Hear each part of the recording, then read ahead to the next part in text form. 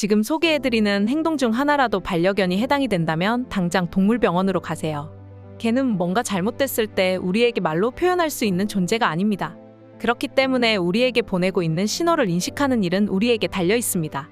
그러니 이번 영상에서는 개가 아픈 상태이며 극도로 도움이 필요할 때 보이는 15가지 중요한 신호를 알려드리도록 할 테니 끝까지 영상 시청해 주시기를 바랍니다. 개가 도움을 요청할 때 보이는 첫 번째 신호는 바로 급격한 공격성입니다. 혹시 반려견이 갑자기 공격적으로 변하지는 않았나요? 그중 비교적 어린 강아지가 갑자기 공격적으로 변할 때 문제가 있을 가능성이 있습니다. 이런 경우 강아지가 통증을 느끼고 있거나 감염에 걸려 몸 상태가 좋지 않아 자기 몸을 지키기 위해 위협적으로 변할 수 있기 때문입니다. 개가 도움을 요청할 때 보이는 두 번째 신호는 바로 식욕 부진입니다. 최근 들어 반려견의 식욕이 급격히 떨어지지는 않았나요? 단순히 입맛이 없다고 생각하시면 안 됩니다. 먹는 양이 줄어든 것처럼 보이거나 24시간 이상 무언가를 먹지 않는 개는 의료적인 관심이 필요하기 때문입니다. 또한 식욕 부진은 감염, 기생충, 위장질환, 당뇨병과 경우에 따라 심하면 암을 의미할 수도 있기 때문입니다.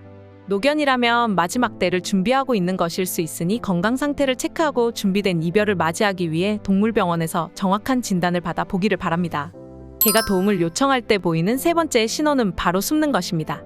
집에서 항상 반겨주던 반려견이 어느 순간 모습을 잘 안 비추고 있지는 않나요?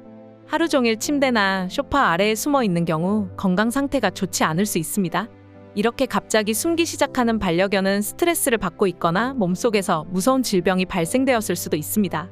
이런 이유들로 인해 개의 경우 숨는 습성은 나쁜 신호로 받아들여야만 합니다. 개가 도움을 요청할 때 보이는 네 번째 신호는 바로 특정 자세입니다. 지금 알려드리는 자세를 혹시 반려견이 최근에 한 적이 있나 점검 바랍니다. 보통 배나 관절이 아프면 그 부위를 펴려는 본능이 생길 것입니다. 개도 이러한 본능을 가지고 있습니다.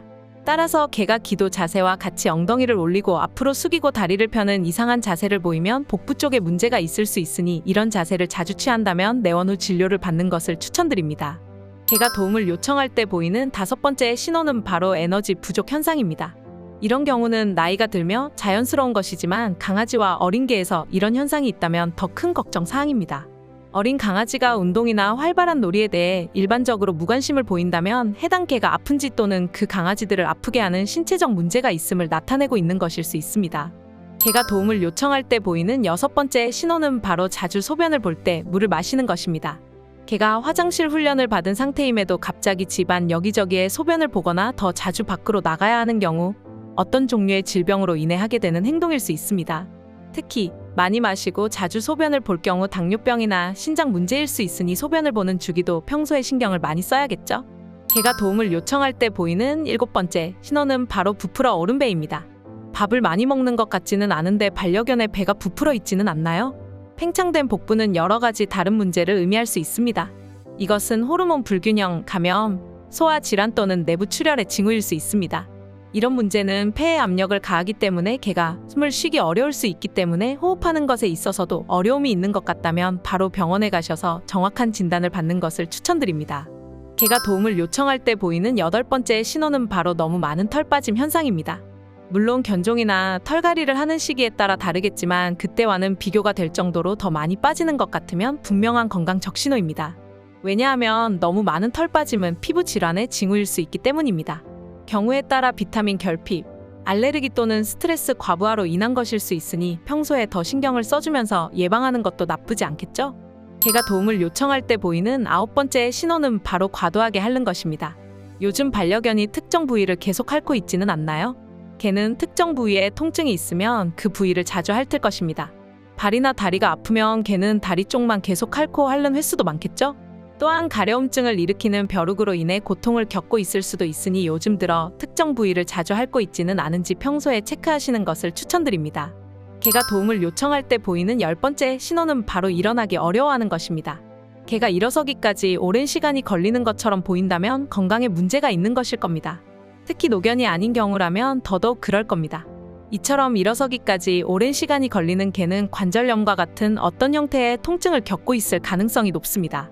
또한 일어설 힘과 에너지를 상실시키는 내부적인 질병으로 인해 고통을 겪고 있을 수도 있습니다. 개가 도움을 요청할 때 보이는 11번째 신호는 바로 평소보다 긴 시간 자는 것입니다. 단순하게 피곤한 것일 수 있지만 기간이 길어진다면 건강에 위험이 있을 수 있습니다.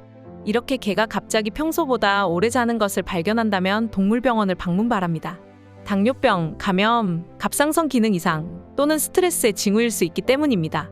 개가 도움을 요청할 때 보이는 12번째 신호는 바로 동공이 확장되는 것입니다.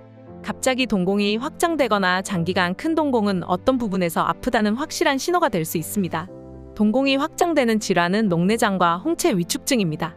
녹내장은 약 1에서 2일 동안의 짧은 시간 안에 시력을 소실시키며 거의 대부분 안방수 배출 장애에 의해 발생하여 안압이 올라가면서 심한 통증을 유발합니다.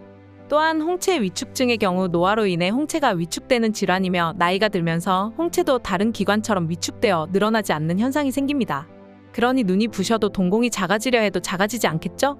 이런 질병이 의심된다면 동물병원 중 안과 진료를 전문으로 하는 동물병원에서 진료를 보시기를 바라며 눈 관련 영양제를 댓글에 적어 두었으니 반려견의 눈 건강 챙겨주기를 바랍니다. 개가 도움을 요청할 때 보이는 13번째 신호는 바로 잇몸색의 변화입니다. 보통 개의 잇몸은 건강한 분홍색을 띱니다. 단, 차우차우나 샤페이 같이 태어났을 때부터 혀와 잇몸이 검고 어두운 특정 종을 제외하고 말이죠. 그러므로 잇몸을 보고 핑크와 활기찬 색상이 아닌 경우 질병으로 고통을 겪고 있을 수 있습니다. 일반적으로 붉은색인 잇몸은 치주 질환, 입안 전체가 붉으면 구내염이나 열사병 또는 독성 반응으로 인한 것입니다. 검은색의 경우 몸에 별다른 문제가 없더라도 나이가 들면서 자연스레 검게 변할 수 있지만 갑자기 검은 반점이 생기거나 검은 부분이 부푼다면 구강종양인 흑생종을 의심할 수 있습니다. 흰색이거나 파란색 또는 보라색의 경우 충격을 받아 피를 흘리거나 빈혈일 때를 의미합니다. 개가 도움을 요청할 때 보이는 14번째 신호는 바로 혀 색깔입니다. 혀는 잇몸과 마찬가지로 건강할 때는 분홍색인 상태를 유지하고 있습니다. 만약 반려견의 혀 색깔이 분홍색이 아니라면 지금부터 소개해드리는 설명을 주의 깊게 시청해 주시기를 바랍니다. 혀의 색깔이 하얀색을 띈다면 두 가지로 나뉠 수 있습니다. 첫 번째는 과도한 흥분 상태일 때 하얗게 변할 수 있습니다. 두 번째로는 빈혈로 인한 상태일 수 있습니다. 빈혈인 경우에는 어지럼증이 같이 나타날 수 있으며 일상에서 호흡 문제가 발생하여 저산소증에 걸릴 수 있습니다. 혀의 색깔이 푸른색이거나 보라색일 경우에는 호흡이나 심혈관계에 문제가 생겨 체내에 산소 공급이 제대로 이루어지지 않아 저산소증으로 인해 나타나는 증상입니다. 또한 페나간, 자가면역 질환으로 인해 혀 색깔이 푸른색을 띨 수 있으며 중독 증세로 인해 나타난 것일 수 있습니다. 혀 색깔이 붉은색의 경우에는 이유가 다양합니다. 첫 번째로 혀 전체가 빨갈 경우에는 당뇨로 인한 합병증과 고열이 있을 때 나타납니다. 두 번째로 혀 전체가 아니라 부분적으로 혹이 있거나 점처럼 빨갛게 분포되어 있다면 구강종양으로 인한 증상으로 의심해 볼 수 있습니다. 이외에도 바이러스나 박테리아 감염, 갑상선 기능 항진증, 중독으로 인해 나타나는 증상일 수 있습니다. 그러니 반려견의 상태가 더워서 나타나는 증상이 아니라면 하루빨리 내원하셔서 치료를 받는 것을 추천드립니다. 개가 도움을 요청할 때 보이는 15번째 신호는 바로 기침입니다. 반려견이 기침하는 것을 단순히 감기로 인한 것으로 지나치시면 안 됩니다. 소형견한테 주로 발생하는 기관지 협착증이 있을 때도 기침을 하게 됩니다. 기관지 협착이 있게 되면 호흡에 문제가 생기고 그로 인해서 캑캑거리며 산소를 공급하게 됩니다. 또한 개가 심장병이 있을 때 대표적으로 나타나는 증상이 바로 기침입니다. 마지막으로 목에 이물질이 걸렸을 경우 이물질 제거를 위해 기침을 할 수 있으니 입안을 벌려보신 다음 손으로 닿을 만큼 빠져나와 있다면 직접 빼시면 됩니다. 육안으로 확인이 안 되는 상태에서는 반려견의 엉덩이 쪽을 하늘을 향하게 한 다음에 등, 가슴 쪽을 압박해 주셔야 합니다. 너무 강하게 압박하게 되면 장기 쪽에 이상이 있을 수 있으니 주의해 주시고 직접 하기 어렵다면 곧바로 근처 병원에 가셔서 처방받기를 바랍니다. 여기까지 개가 아프거나 위급할 때 보내는 신호 15가지에 대해서 알아보았습니다. 하나라도 해당이 안 된다면 좋겠지만 혹여나 해당되는 부분이 있다면 병원에 가셔서 진료를 받아보기를 바랍니다. 앞으로도 반려견에 대해서 알면 좋은 영상들 가지고 찾아뵙도록 하겠습니다. 이번 영상이 도움이 되셨다면 좋아요와 구독, 알림 설정 부탁드립니다. 감사합니다. 행복한 하루 보내세요.